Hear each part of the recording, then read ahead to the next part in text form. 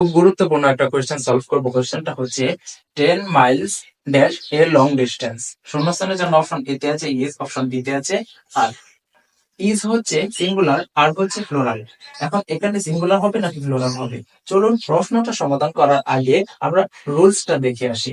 রুলসটা হচ্ছে মানি অর্থ বা টাকা, ডিস্টেন্স দূরত্ব, ওয়েট ওজন, টাইম সময়।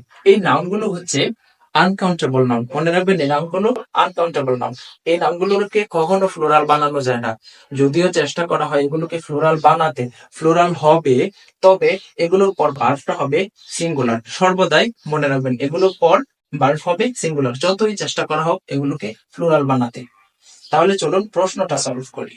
দেখুন এখানে 10 মাইলস, এ মাইল হচ্ছে কি একটা দূরত্ব বা ডিস্টেন্স বোঝাচ্ছে।